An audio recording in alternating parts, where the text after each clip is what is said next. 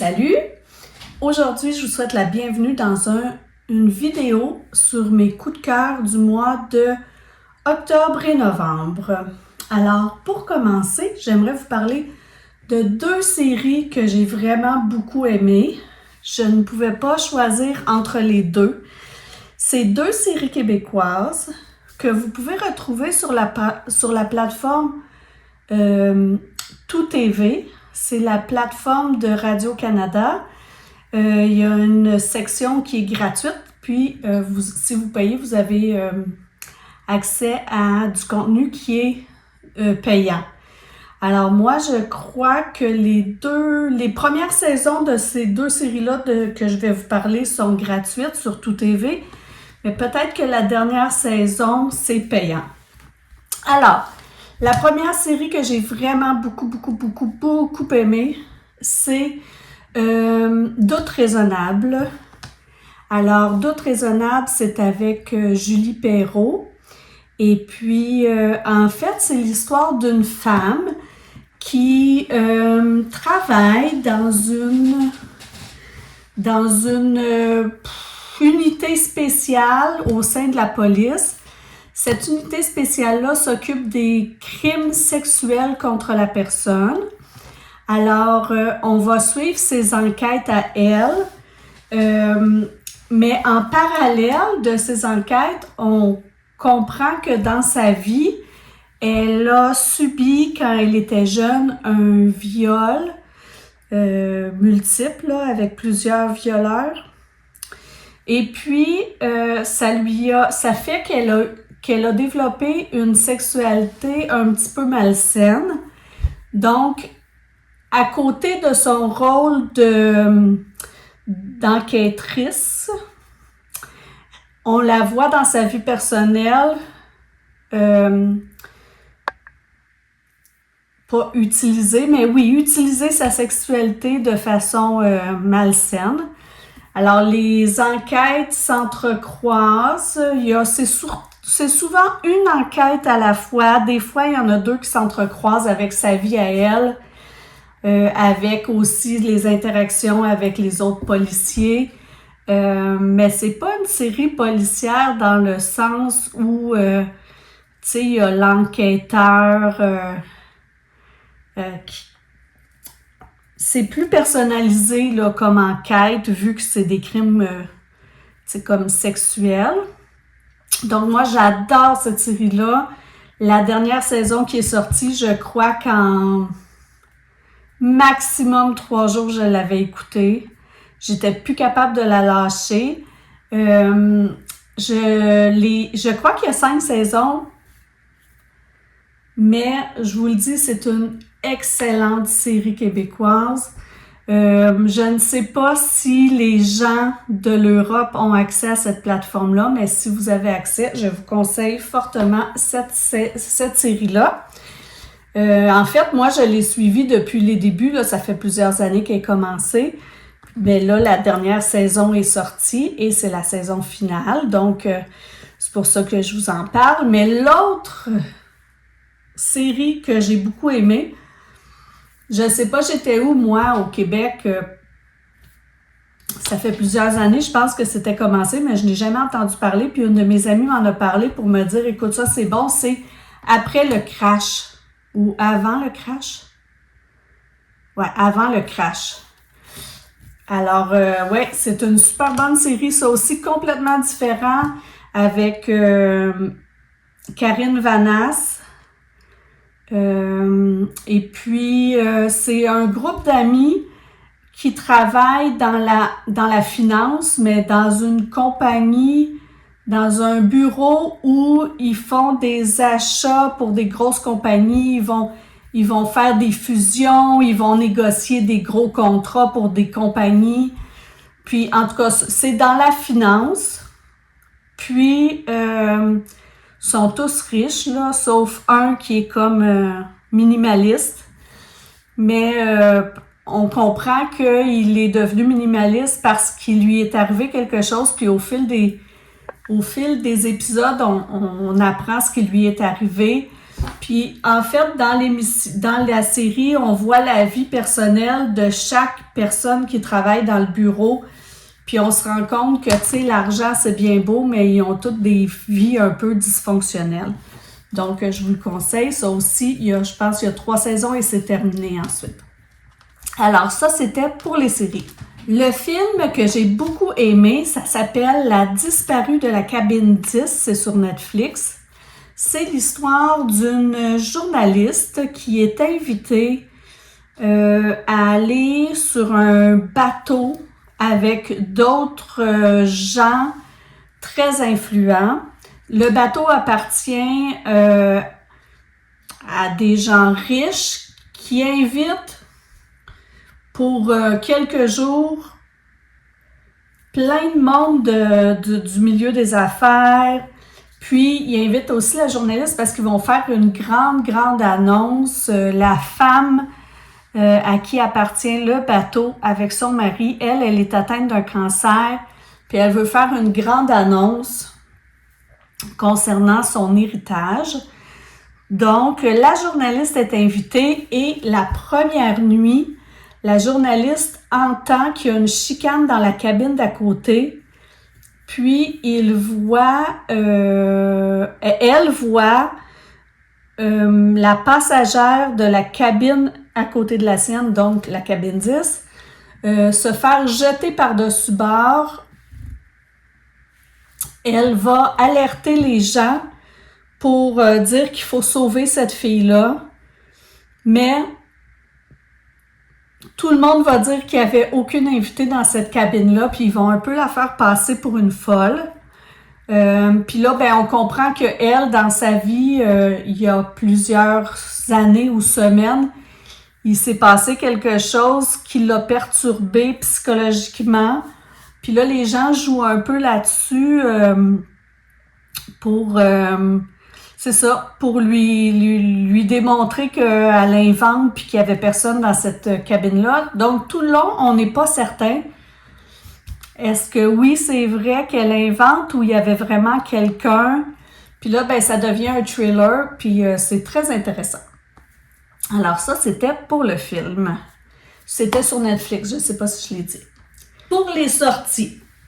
Ben alors, ma sortie préférée, vraiment, ça a été ma randonnée au mont Kaikop. Alors, le mont Kaikop, c'est un mont quand même difficile, moi, je crois. Moi, j'ai fait la petite boucle, ça s'appelle. C'est environ 12 km, je crois. C'est un dénivelé d'à peu près 500 mètres, mais j'ai hésité longtemps à y aller parce que à cause de la chimio, j'ai beaucoup d'essoufflement. Mon rythme cardiaque monte vraiment haut rapidement. Et puis, la Lily, la fille de mon chum, est allée avec sa blonde, puis elle m'a dit « Ah non, tu serais mieux de pas y aller. » Mais finalement, j'ai fait à ma tête, je suis allée, je me suis dit, dans le pire des cas, je rebrousserai chemin, puis c'est tout, là. Mais j'avais vraiment le goût d'y aller. Donc, on est allé, mon chum puis moi. Ça c'est peut-être au début octobre. Je devais constamment, là, à peu près, parce que c'est le début de la randonnée, c'est de la montée tout le long, là. C'est vraiment de la montée quand même assez à pic.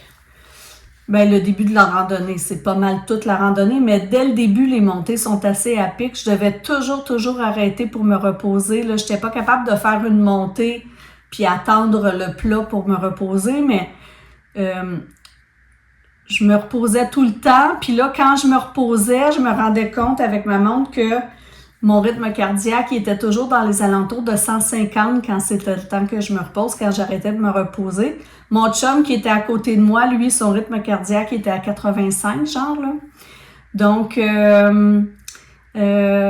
je savais pas si je le ferais au complet. Finalement, je l'ai fait au complet. Dans les guides, ça dit que ça prend à peu près 3 heures à faire, la randonnée. Moi, ça m'en a pris 5. J'ai trouvé mon chum hyper patient. Mais ça valait la peine. En haut, c'était magnifique. C'était juste dommage que il il n'y avait plus beaucoup de couleurs. Mais je vous conseille fortement d'aller marcher là. Les points de vue sont beaux. Il y en a plusieurs le long de la montée.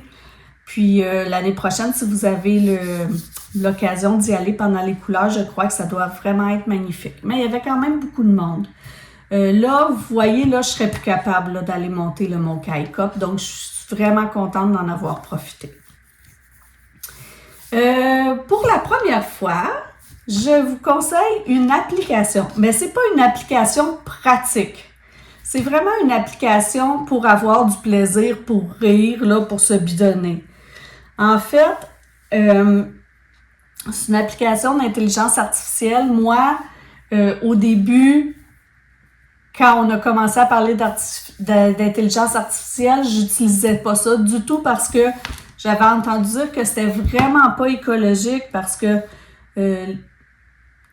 je sais pas comment on appelle ça, je suis pas bonne en informatique, là, mais tu sais, toute l'électricité que ça prend pour faire rouler les centrales qui alimentent les ordinateurs d'intelligence artificielle, j'avais entendu dire que c'était incroyablement polluant en termes de consommation d'électricité. Puis là, ben tranquillement, pas vite, je me suis rendu compte que de toute façon, quand on cherche sur Google ou sur Safari, la première chose qui sort, c'est la réponse de l'intelligence artificielle, même si on veut pas.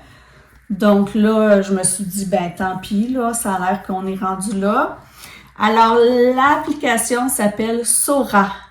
Alors, c'est une application qui est drôle, là, c'est... dans le fond, c'est qu'on prend une photo de nous, on se filme pendant quelques secondes. L'application, au début, nous fait tourner la tête, faire des mouvements, dire des chiffres pour avoir comme un échantillon de notre voix. Et après, on peut écrire n'importe quoi, là. On peut écrire, comme moi, je suis vraiment pas bonne en badminton. Et puis, je vous mettrai la petite vidéo, là. J'ai écrit, mettons, Sylvie fait une crise parce qu'elle n'est pas bonne au badminton. Cette fois, mais non! Encore raté! Je vais devenir folle. J'arrive pas à frapper ce fichu volant. Je passe toujours à côté, je suis incapable. Ça m'énerve tellement. J'ai beau m'entraîner, ça marche pas. C'est humiliant. Pourquoi j'y arrive pas? Puis là, ça te met dans la situation, mais c'est quand même assez ressemblant avec nous pour vrai. Moi, il y a ma bouche que je vois qui est pas pareille, des petites intonations de voix. Mais bref, c'est une application pour s'amuser. Ça sert absolument à rien. C'est inutile. Mais mon chum et moi, on a bien ri pendant une soirée là, à utiliser cette application-là. Ensuite, j'ai un service coup de cœur. Alors, il y a pas longtemps, je me suis inscrite, j'ai acheté des cours en ligne sur un site qui s'appelle Crochet Milly. Je vous mettrai. Alors, c'est une Québécoise qui offre des cours de crochet en ligne, mais les cours sont préenregistrés. Quand on achète les cours, on a accès aux vidéos de façon illimitée. Je trouve que les vidéos sont bien tournées. On voit tranquillement les gestes qu'elle fait. Ça explique vraiment en mots et en gestes. Puis, tu sais, moi, j'avais regardé beaucoup de vidéos YouTube pour essayer d'apprendre le crochet, mais c'était souvent en anglais. Souvent, ils disent, mettons, on va faire, je ne sais pas les noms parce que c'était en anglais, mais ils n'expliquent pas en même temps c'est quoi cette sorte de maille-là. Tandis qu'elle, elle explique vraiment bien. Tout est expliqué, le nom des mailles. Je ne sais même pas si on appelle ça une maille.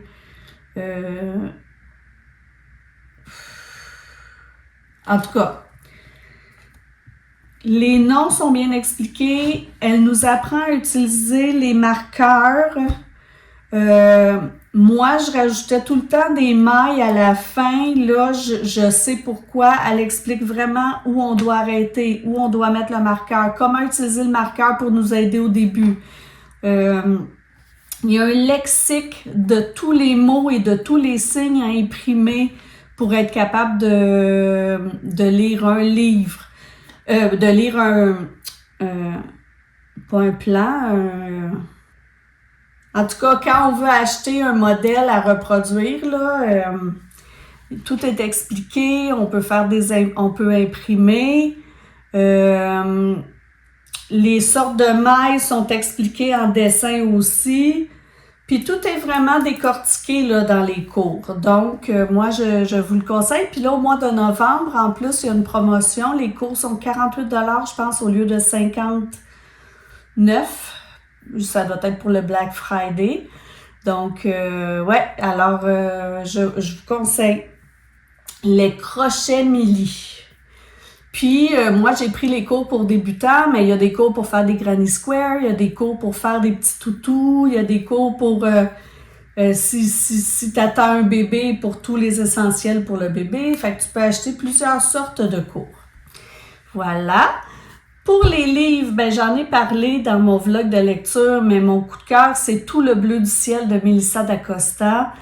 J'adore les histoires de personnages qui lâchent tout pour se refaire une vie. C'est comme un fantasme, je trouve, que je réaliserai jamais parce que, je veux dire, j'aime ma vie, mais je trouve ça impressionnant, les gens qui font ça. Puis, dans cette histoire-là, c'est justement l'histoire d'un garçon de 26 ans qui a de l'Alzheimer précoce. Il n'y a aucune façon qu'il s'en sorte. Puis les médecins disent d'ici 2 ans, il va être décédé parce que ça l'apporte une sorte d'Alzheimer rare qui amène des dysfonctions là, sur les organes. Ses parents veulent qu'il suive une étude clinique, mais il n'y a aucune chance que l'étude clinique améliore sa vie. Alors, il décide un jour de partir, de s'acheter un campeur, de partir, de mettre une petite annonce dans le journal pour trouver quelqu'un qui va l'accompagner pendant son périple parce que lui, son rêve, c'est d'aller mourir dans la nature. Alors, j'ai aimé l'histoire parce que c'est vraiment 2 personnages que dans la vraie vie normale, il n'y aurait pas à se rencontrer. C'est l'histoire du garçon de 26 ans qui a l'Alzheimer précoce, qui va rencontrer une femme qui est en deuil de son enfant. Ils vont partager des choses ensemble, puis c'est des beaux moments, c'est de la tendresse, c'est des belles émotions, c'est de la bienveillance d'adultes envers un autre alors qu'ils se connaissent pas du tout. C'est l'histoire d'un début d'amitié, c'est l'histoire de résilience en fait. Puis en fait, le jeune de 26 ans, lui, il met l'annonce pour se faire aider par la personne, mais au bout du compte, lui, il aide aussi beaucoup la femme qui est en deuil de son enfant. Donc, moi, c'est vraiment un coup de cœur. Puis, en petit bonus, j'ai un produit coup de cœur, c'est ma couverture chauffante parce qu'avec la chimio, j'ai chaud, j'ai froid, j'ai chaud, j'ai froid. Puis particulièrement le dimanche et le lundi suivant ma chimio, j'ai froid. Donc, ma couverture chauffante, c'est mon produit coup de cœur. Puis en plus, on n'a pas besoin de chauffer toute la maison. Donc, voilà mes coups de cœur de octobre et novembre. Vous pouvez mettre en commentaire vos coups de cœur à vous, lecture, application, jeux de société, services, produits, films, peu importe. Nourriture. Alors, je suis très curieuse que vous me partagez aussi un de vos coups de cœur. Alors, sur ce, je vous laisse. Puis, je vous revois dans un vlog normal un petit peu plus tard.